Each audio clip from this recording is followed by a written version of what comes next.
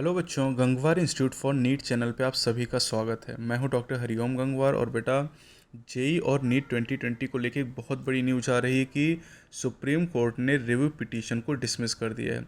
Supreme court में जो review petition डाली गई थी 17 अगस्त को, जो ऑर्डर सुप्रीम कोर्ट ने दिया था कि नीट और जेई को कंडक्ट कराया जाए, उसके अगेंस्ट 6 कैबिनेट मिनिस्टर के द्वारा, जो 6 अलग अलग स्टेट के थे, उनके द्वारा सुप्रीम कोर्ट में एक रिव्यू पिटीशन डाला गया था, जिसको आज अभी सुनवाई के दौरान डिसमिस कर दिया गया है।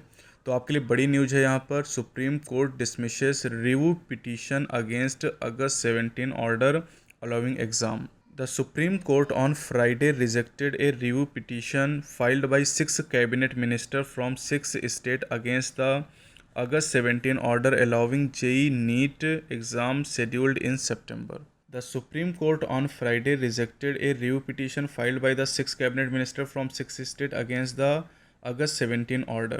बेटा, ये जो हियरिंग हुई थी ये एक चैम्बर में हुई थी और ये प्राइवेट हियरिंग है और ये ओपन कोर्ट में नहीं हुई थी। केवल जजेस वहाँ पर प्रेजेंट थे, कोई भी लॉयर वहाँ पर अलाउ नहीं था उस मीटिंग को या फिर उस हियरिंग को ज्वाइन करने के लिए या फिर आर्गुमेंट के लिए।